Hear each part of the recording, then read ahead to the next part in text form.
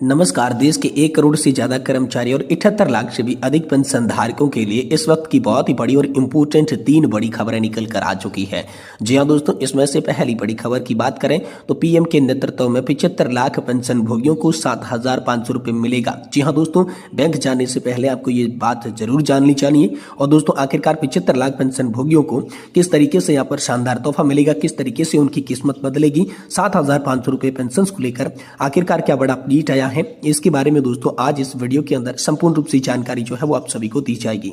साथ ही साथ दोस्तों आप सभी के लिए बात करने वाले हैं ईपीएस पेंशन को लेकर अगली बड़ी खबर की। तो कर्मचारी भविष्य निधि संगठन के तहत 1995 की जो ईपीएस पेंशन है उस पर सरकार का ताजा बयान आया है। क्या यह बयान आप सभी के लिए फायदेमंद हो सकता है, किस तरीके से ईपीएस 95 पेंशन में बढ़ोतरी को लेकर आप सभी के लिए नया अपडेट आया है। ईपीएफओ की ईपीएस 95 पेंशन योजना पर सरकार ने क्या बयान जारी किया, इस बयान के बारे में भी संपूर्ण रूप से जानकारी आज की इस वीडियो के अंदर आप सभी को दी जाएगी। साथ ही साथ पेंशन में 5, 10 और 15% की सीधी बढ़ोतरी को लेकर बड़ी खबर आ रही है। कर्मचारियों को डीए 57% मिलेगा, इसके लिए आदेश जारी हो चुका है। सैलरी में 24,624 रुपए की बढ़ोतरी होगी। साथ ही 18 महीने के डीए एरियर की एक किस्त आप सभी के खाते में जारी की जाएगी, जिसमें कर्मचारी और पेंशन भोगियों की बड़ी जीत बताई जा रही है। और साथ ही पेंशन कटौती पर हाईकोर्ट ने आप सभी के लिए रोक लगा दी है। तो इसके भी बारे में आज की इस वीडियो के अंदर बात करेंगे कि किस तरीके से आप सभी की बम्पर सैलरी है को लेकर, डीए को लेकर, 18 महीने के डीए एरियर को लेकर बड़ी खबर निकल कर आ रही है। इसकी भी संपूर्ण जानकारी आज की इस वीडियो के अंदर दी जाएगी। इसलिए आप सभी पेंशन धारकों से निवेदन है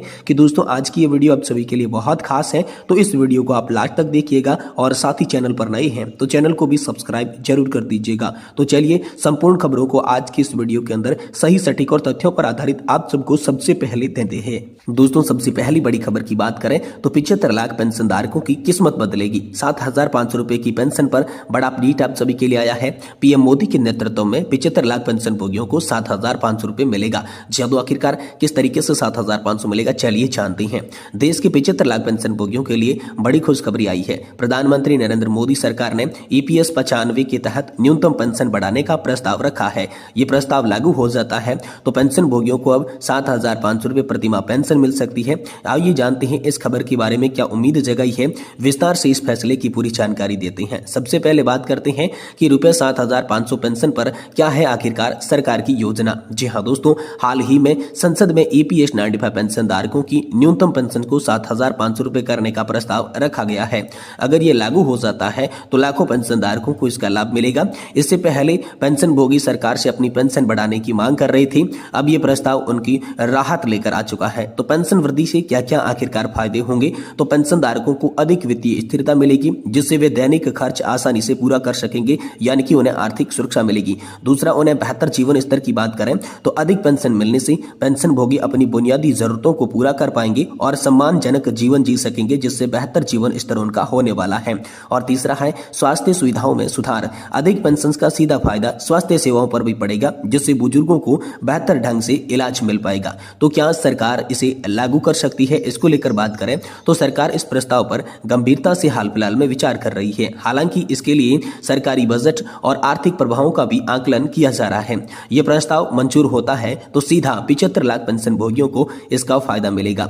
ईपीएस 95 पेंशन धारकों के लिए 7,500 रुपए प्रति माह की न्यूनतम पेंशन एक बहुत ही बड़ा बदलाव होगा। सरकार इस दिशा में कदम बढ़ा रही है, जिससे देश के वरिष्ठ नागरिकों की आर्थिक स्थिति मजबूत हो सके। सभी पेंशन भोगियों के लिए इस फैसले का सरकार की घोषणा का इंतजार है। यदि ये लागू हो जाता है तो ये ऐतिहासिक निर्णय पेंशन भोगियों के लिए नजर आएगा। उनकी लंबित मांग जो है, कई वर्षों से चली आ रही है, वो मांग यहाँ पर उन सभी की पूरी हो सकती है। ये बड़ी खबर दोस्तों हाल फिलहाल में आप सभी के लिए निकल कर सामने आ चुकी है। साथ ही अगली बड़ी अपडेट की बात करें तो पेंशन को लेकर अगला अपडेट, कर्मचारी भविष्य निधि संगठन के तहत मिल रही ईपीएस 95 पेंशन पर सरकार का ताजा बयान आया है। क्या ये बयान पेंशन धारकों के लिए या कर्मचारियों के लिए फायदेमंद साबित होगा, चलिए इसके बारे में बात करते हैं।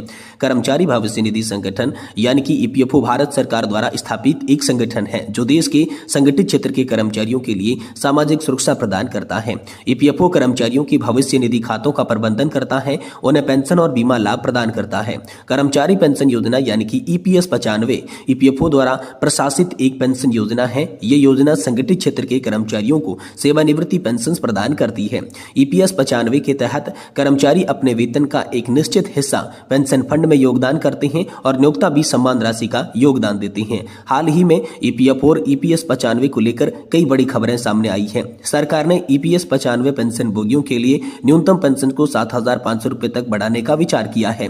इसके अलावा कर्मचारी भविष्य निधि संगठन यानी कि ईपीएफओ ने एक केंद्रीकृत पेंशन प्रणाली यानी कि दोस्तों सीपीपीएस शुरू करने का भी प्रस्ताव को मंजूरी दे दी है, जिससे ईपीएस पेंशन भोगी 1 जनवरी 2025 से भारत में किसी भी बैंक शाखा से अपनी पेंशन प्राप्त कर सकेंगे। इन खबरों के बीच कर्मचारी भविष्य निधि संगठन और एम्प्लॉय पेंशन स्कीम 95 के बारे में नवीनतम जानकारी आप सभी के लिए जानना बेहद जरूरी है। इस वीडियो के अंदर हम ईपीएफओ और ईपीएस 95 के बारे नवीनतम अपडेट, नवीनतम समाचारों की विस्तार से चर्चा करेंगे, तो आप इस वीडियो को लास्ट तक देखिएगा क्योंकि ये वीडियो आप सभी के लिए बहुत ज्यादा खास होने वाला है। अब चलिए पहले जानते हैं ईपीएस 95 पेंशनर्स के लिए क्या है आखिरकार सरकार का नया प्लान। गवर्नमेंट के द्वारा ईपीएस 95 पेंशनर्स के लिए कौन सा नया प्लान बनाया गया है।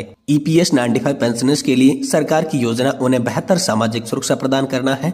सरकार न्यूनतम पेंशन में वृद्धि करने और पेंशन प्रणाली को केंद्रीकृत करने पर विचार कर रही है। इसके अलावा सरकार ने ईपीएफओ सदस्यों को अपने वास्तविक वेतन के आधार पर योगदान करने का विकल्प दे रखा है। इन सभी कदमों का उद्देश्य ईपीएस 95 पेंशनर्स को अधिक वित्तीय सुरक्षा प्रदान करना है। तो आखिरकार कर्मचारी भविष्य निधि संगठन का नया नियम कौन सा है जो कि सभी पेंशनधारकों और कर्मचारियों के लिए जानना बेहद जरूरी हो जाता है।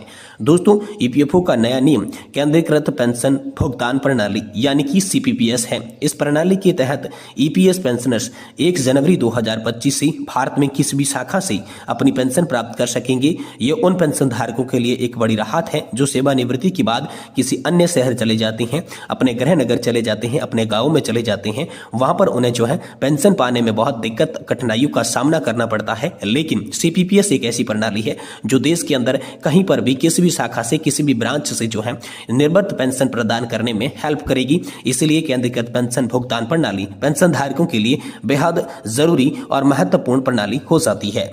वही दोस्तों, अगली बड़ी खबर की बात करें तो आम सभी के लिए सेंट्रल बोर्ड ऑफ ट्रस्टीज की बैठक को लेकर बड़ी खबर आ रही है। जी हां दोस्तों, आप सभी जानते होंगे ईपीएफओ की शीर्ष निर्णय लेने वाली संस्था केंद्रीय न्यासी बोर्ड की बैठक आप सभी के लिए 28 फरवरी को होने वाली है, जिसकी की अध्यक्षता श्रम मंत्री करेंगे। जी हां दोस्तों, श्रम मंत्री मनसुख मांडविया की अध्यक्षता में ईपीएफओ की सेंट्रल बोर्ड ऑफ ट्रस्टीज की ये बैठक आप सभी के लिए होने वाली है, जिसमें आप सभी ईपीएस 95 पेंशन धारकों की द्वारा योगदान किया गया ईपीएफओ के अंडर फंड का मैनेजमेंट किस तरीके से करना है, उस फंड को कहां पर निवेश करना है, इसके बारे में योजना बनाई जाएगी। साथ ही दोस्तों, इस साल में पेंशन धारकों को कितना ब्याज देना है, ब्याज की राशि का निर्धारण भी सेंट्रल बोर्ड ऑफ ट्रस्टीज यानी कि केंद्रीय न्यासी बोर्ड की बैठक में लिया जाएगा। इसी के साथ साथ पेंशन धारकों को जो पेंशन बढ़ोतरी की उम्मीद है वो भी दोस्तों सेंट्रल बोर्ड ऑफ ट्रस्टीज की बैठक में पूरी हो सकती है, क्योंकि श्रम मंत्री मनसुख मांडविया लगातार ईपीएस 95 पेंशनर्स को यह आश्वासन देते आ रही है कि सरकार आप सभी की मांगों पर गंभीरता से विचार कर रही है। इसलिए सभी पेंशन धारकों की नजर